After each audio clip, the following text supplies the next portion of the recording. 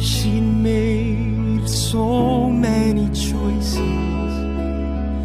that had torn her life apart and hurt the very ones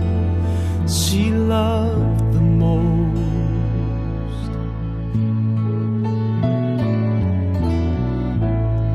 She didn't even know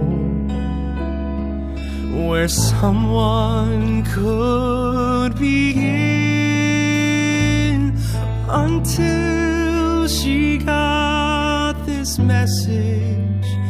from the Holy